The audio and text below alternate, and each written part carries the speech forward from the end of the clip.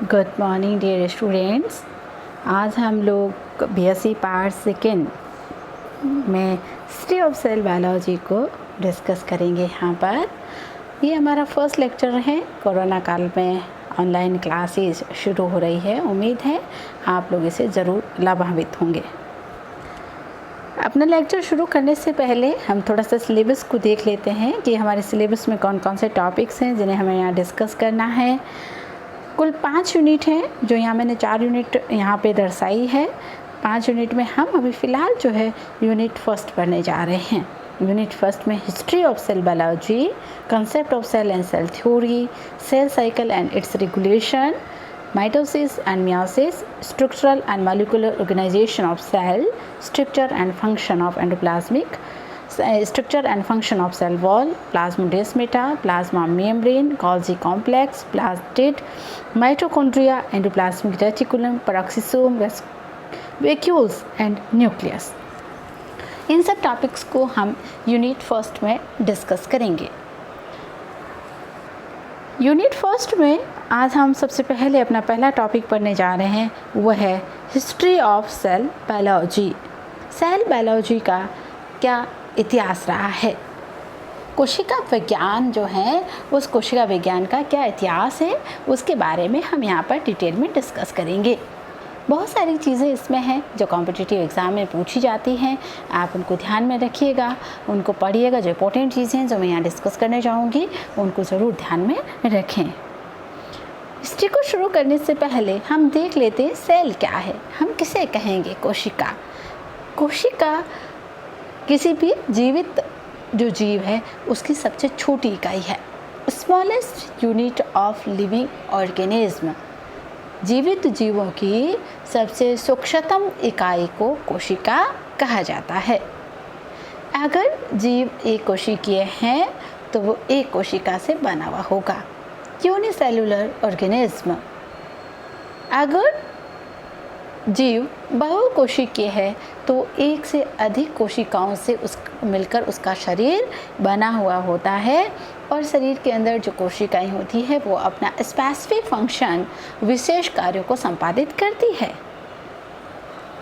Example के लिए यहाँ हम देख लेते हैं, जैसे मेसोफिल सेल, वो किसके लिए काम करती है? मेसोफिल सेल प्लांट्स में फोटोसिंथेसिस के लिए, प्रकाश संश्लेषण के लिए।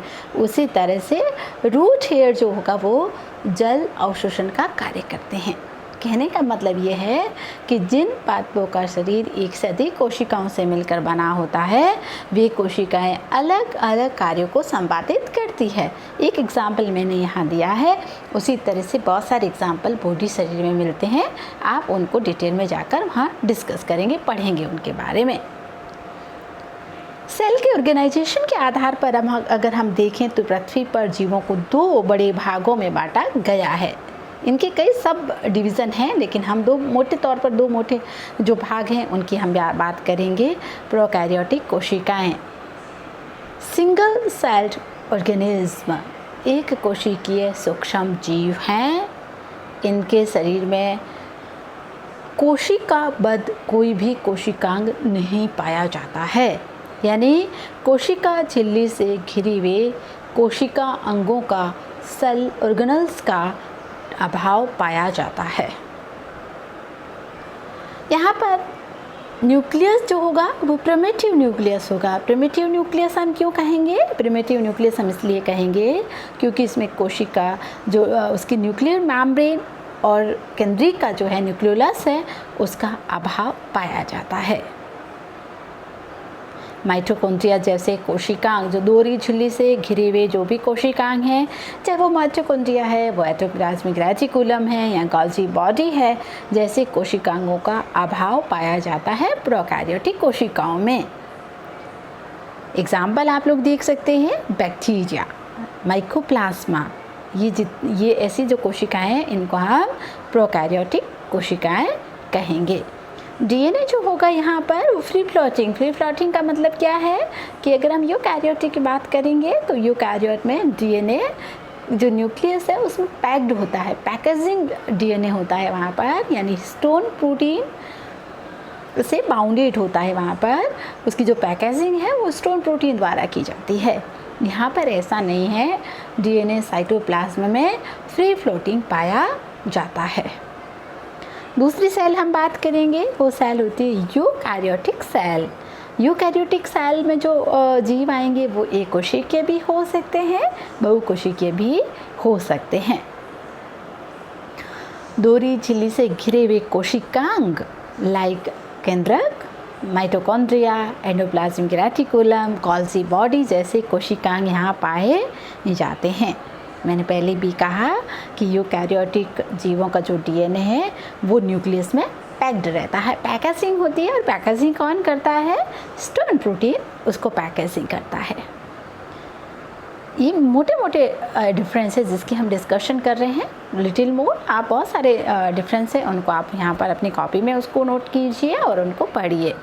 एग्जाम्पल अगर हम यूकैरियोटिक का देखेंगे, एनिमल्स जितने भी हैं, प्लांट्स हैं, प्रोटिस्ट हैं, और फंजाई जो हैं वो अलगा है, फंजाई है, वो क्या है? यूकैरियोटिक सेल के एग्जाम्पल हैं।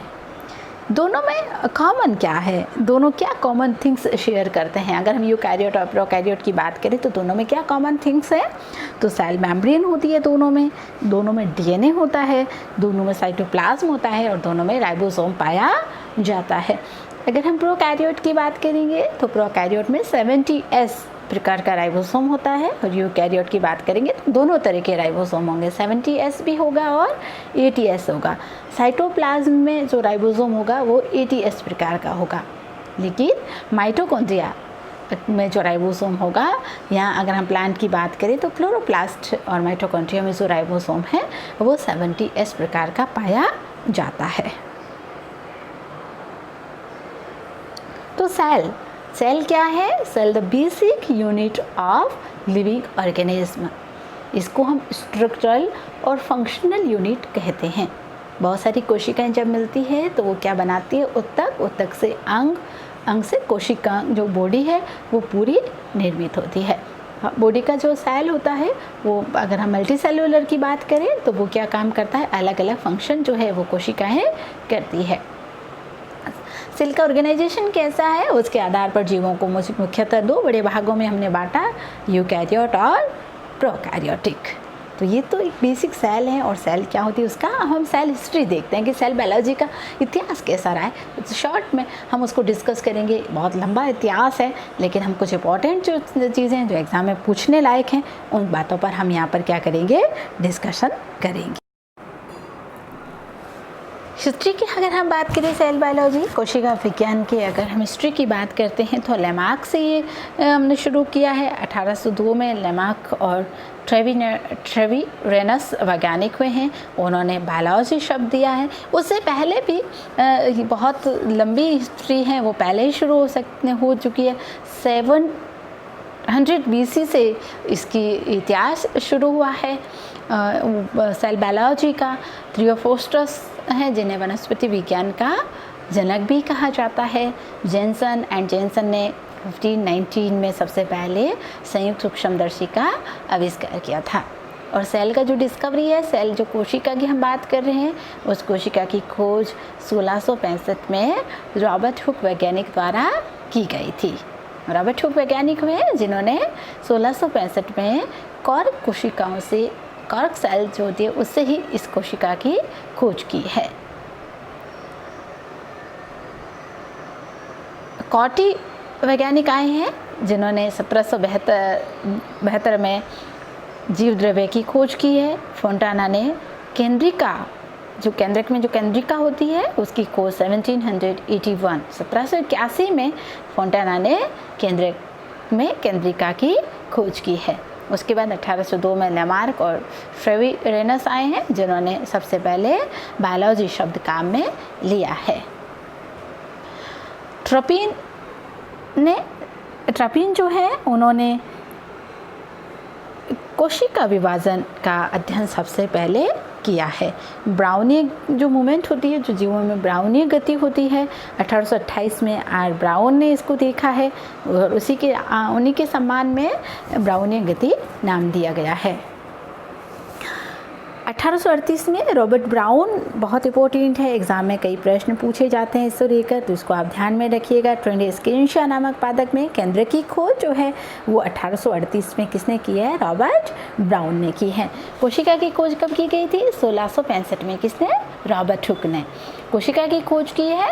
और 1838 में रॉबर्ट ब्राउन ने ट्रेंडिस्केंशिया नामक पादप में किसकी खोज की है? केंद्र की खोज की है।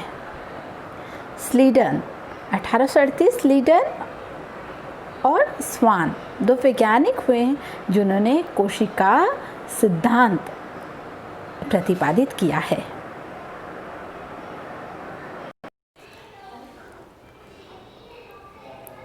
जॉनसन पुरकिंजे वैज्ञानिक हैं जिन्होंने प्रोटोप्लाज्म शब्द सबसे पहले दिया है। नेगेली ने सेल लीनेज थ्योरी, कोशिका वंश परंपरा सिद्धांत का प्रतिपादन किया है। 1858 में एक और वैज्ञानिक आए हैं जिन्होंने बहुत इंपॉर्टेंट बात कोशिका को लेकर कही है। ये भी बहुत इंपॉर्टेंट है, कई एग्जामों में पूछी जाती हैं।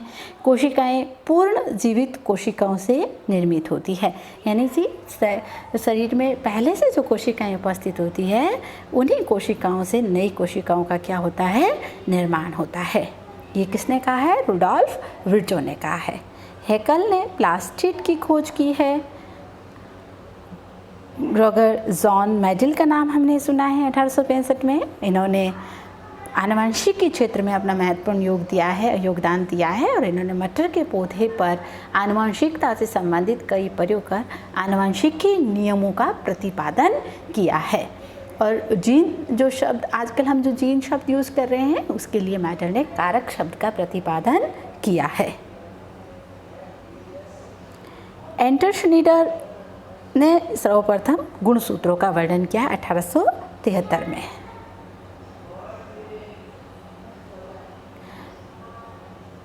स्ट्रॉसबर्गर ने 1875 में स्ट्रॉसबर्गर वैज्ञानिक आए हैं और स्ट्रॉसबर्गर ने सर्वप्रथम धागे के समान जो संरचनाएं देखी जाती है गुणसूत्रों की जो खोज है वो खोज करने का श्रेय किसको जाता है? स्ट्रॉसबर्गर को जाता है। 1881 में इजी बेबीलोन एक वैज्ञानिक हुए हैं, इजी बोल्वियानी, जिन्होंने पॉलीथीन गुणसूत्रों का अध्ययन किया था। यानी कुछ स्पेसिफिक प्रकार के गुणसूत्र होते हैं जो आकार में बहुत बड़े होते हैं, उनको पॉलीथीन क्रोमोसोम नाम देने का, पॉलीथीन क्रोमोसोम की खोज करने का श्रेय इजी बोल्वियानी को जाता है। 1882 में मायोटोसिस जो शब्द है यानी कि जो समसूत्री विभाजन जो शब्द है वो किसने दिया है? फ्लेमिंग द्वारा दिया गया था। 1882 में डब्ल्यू फिट्जनर ने क्रोमोमीर की खोज की है। ए स्ट्रॉसबर्गर ने न्यूक्लियोप्लाज्म शब्द दिया है। ए विज़मैन ने जर्म प्लाज्म सिद्धांत जो थ्योरी है, जो जर्म प्लाज्म जो थ्योरी है उसका प्रतिपादन किसने किया है? ए विज़मैन ने किया है। 1886 में आर अल्टमैन ने माइटोकॉन्ड्रिया की खोज की है। 1886 में C.A. मैकमन ने साइटोक्रोम की खोज की है। 1883 में ई वॉन बैंडेन ने प्रत्येक जाति में गुणसूत्र की संख्या स्थिर रहती है। ऐसा नहीं है कि जो पेरेंट में है गुणसूत्र है वो जैसे ही उनसे प्रजननी बनेगी उसमें परिवर्तन होगा, बिल्कुल भी नहीं। जो गुणसूत्रों की संख्या पैतृक में है वही की वही गुणसूत्र की संख्या किस में जाती है? संतति में जाती है। ये किसने प्रतिपादित किया है? ई वॉन बैंडेन ने। डब्ल्यू वॉल्टेयर ने क्रोमोसोम नाम दिया जो धागे समान संरचना जिसकी खोज स्ट्रॉसबर्गर ने की है और इसका नाम 1888 में किसने दिया है? इसका नाम जो है क्रोमोसोम नाम जो देने का श्रेय है वो डब्ल्यू वॉल्टेयर को जाता है। 1888 में टी बॉवेरी ने सेंट्रियोल नाम दिया है। अल्टमैन ने न्यूक्लिक अम्ल नाम है वो अल्टमैन ने दिया है। विज़मैन और स्ट्रॉसबर्गर ने अर्धसूत्री विभाजन की खोज की है। अल्टमैन और बेंडा ने माइटोकॉन्ड्रिया को देखा है और सी बेंडा वैज्ञानिक हुए 1898 में जिन्होंने माइटोकॉन्ड्रिया नाम दिया है। कैमिलो गोल्जी ने गोल्जी उपकरण की खोज की है 1898 में।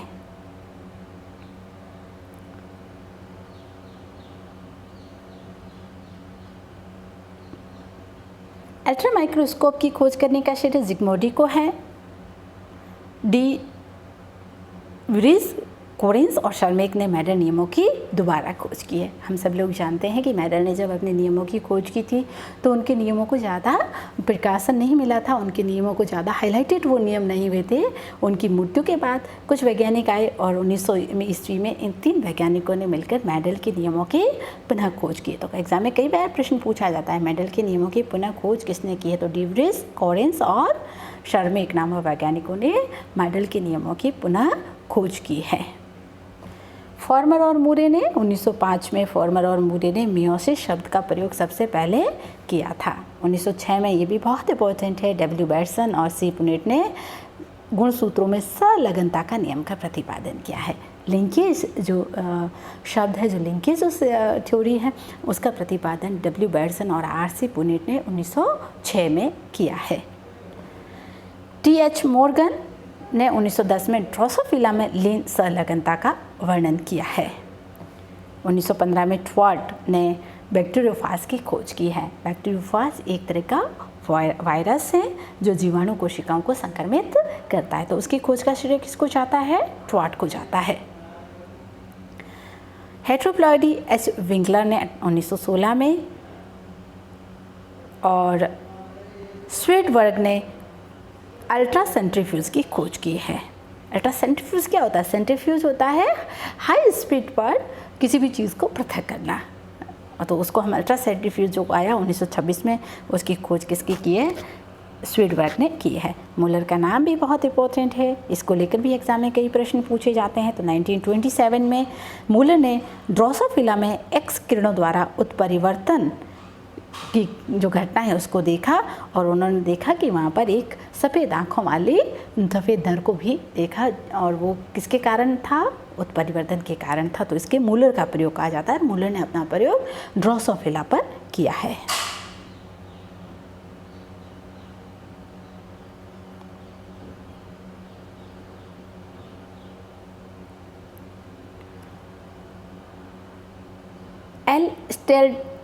एल जे स्टेडलर ने पादप में एक्स किरणों द्वारा उत्परिवर्तन को रिपोर्ट किया है। 1929 में के लोमैन में एटीपी की खोज की है लोमैन ने।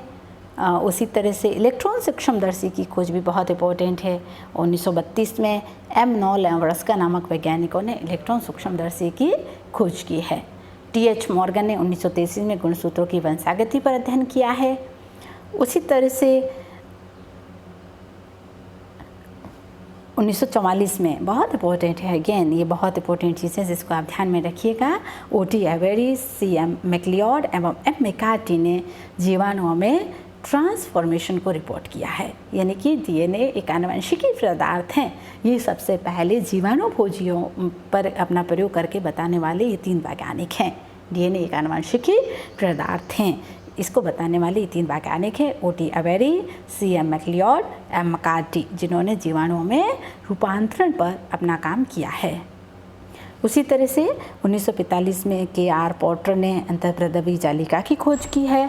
कुरंस ने फ्लोरोसेंट माइक्रोस्कोपी, थोड़ी एडवांस माइक्रोस्कोपी है जिसमें फ्लोरोसेंस एक यौगिक है, उस फ्लोरोसेंस यौगिक की सहायता से हम और अधिक अच्छी तरीके से जो सेल हैं उसको विजुअलाइजेशन कर सकते हैं, उसको देख सकते हैं। उस फ्लोरोसेंट माइक्रोस्कोपी की खोज का श्रेय कुरंस को जाता है। हर्शे एवं 1952 में हर्शे, एम. चेस एवं डी. हर्शे ने अपना प्रयोग किया है डीएनए पर, और उन्होंने ये वैज्ञानिक भी ऐसे वैज्ञानिक हैं जिन्होंने आनुवंशिकी रूप से ये प्रतिपादित किया है कि डीएनए एक आनुवंशिकी पदार्थ होता है, डीएनए में जीन उपस्थित होते हैं। आप सब लोग जानते हैं, ये भी बहुत इंपॉर्टेंट चीज़ है। वॉटसन की, जे.डी. वॉटसन और एफ.सी. क्रिक ने 1953 में डीएनए की रासायनिक संरचना का वर्णन किया है। एफ. सेंगर ने प्रोटीन की संरचना एवं इंसुलिन का अध्ययन किया है। लॉरेंस पॉलिंग 1959 में प्रोटीन के अणु के आकार के लिए इन्होंने अपना काम किया और इसी कार्य के लिए इन्हें नोबेल प्राइज़ भी मिला है। सी डू ने लाइसोसोम की खोज की है।